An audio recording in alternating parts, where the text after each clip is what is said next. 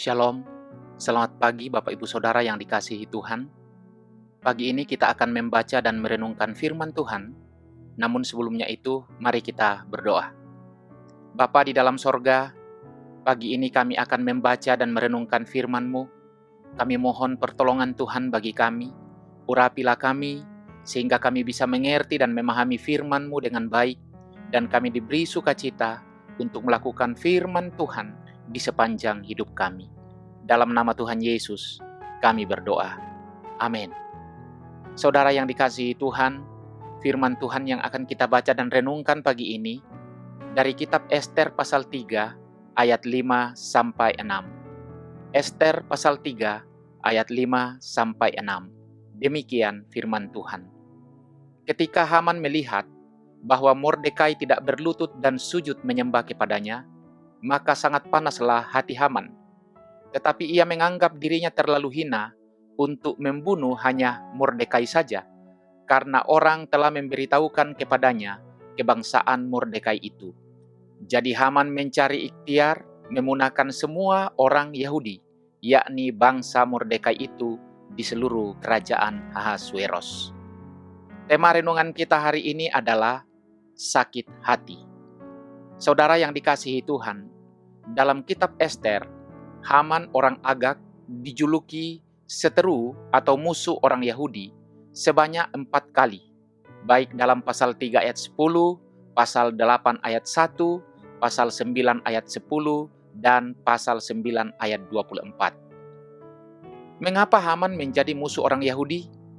Apa dia sudah bersikap begitu sebelum menjadi pejabat tertinggi raja, atau dia baru memusuhi orang Yahudi setelah naik pangkat?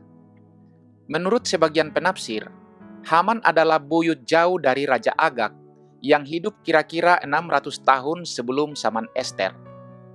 Dahulu Allah memerintahkan Saul Raja Israel untuk menghukum Agag dan seluruh bangsanya, yaitu bangsa Amalek, karena mereka menghadang dan menyerang orang Israel yang sedang kelelahan dalam perjalanan dari Mesir. Kita tidak tahu pasti apa betul Haman ada hubungannya dengan Raja Agag. Jika memang benar, maka ini menjadi petunjuk yang menjelaskan alasannya mengapa dia membenci orang Yahudi. Ia memusuhi mereka karena perlakuan orang Yahudi kepada nenek moyangnya ratusan tahun yang lalu. Rasa sakit hati mendalam yang dipeliharanya terhadap orang Yahudi membuat Haman langsung balas dendam begitu ada kesempatan.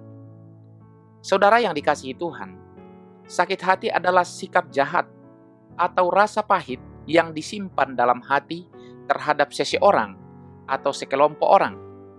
Sakit hati biasanya berawal ketika seseorang menyakiti kita. Bila kita menyimpan rasa amarah dan luka, atau terus mengingat perlakuan buruk yang kita terima, maka kita sedang memupuk rasa sakit hati.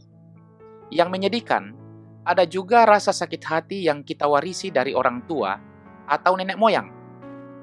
Barangkali Haman dibesarkan dengan didikan bahwa orang Yahudi itu bangsa paling jahat, mereka pantas dihabisi. Kalau kita bertumbuh dengan terus mendengar ucapan kebencian terhadap orang lain, maka kemungkinan besar kita juga akan tertular ikut membenci mereka sama seperti orang tua kita. Sayangnya, hal seperti itu kerap kali terjadi dalam kehidupan. Banyak orang bersikap jahat atau memusuhi kelompok tertentu karena meniru sikap orang tuanya. Mereka diajar untuk membenci, bukannya mengasihi.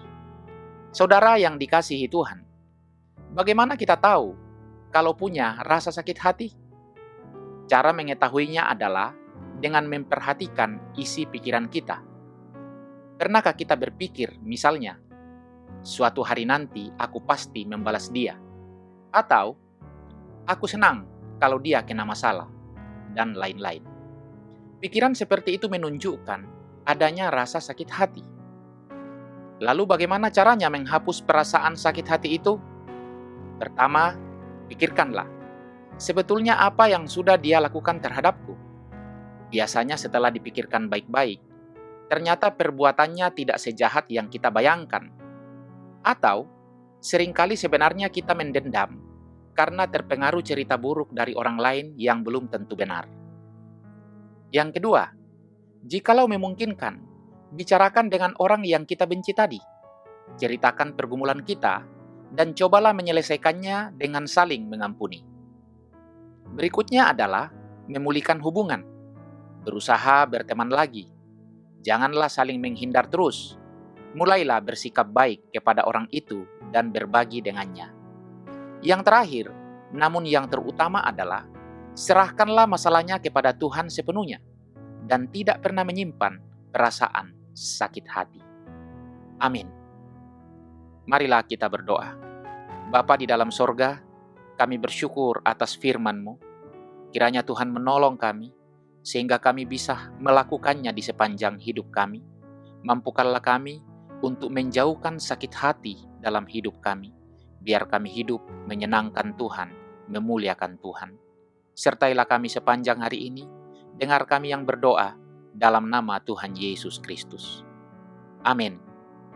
Saudara yang dikasihi Tuhan, selamat beraktivitas, selamat berkarya. Tuhan memberkati kita sekalian.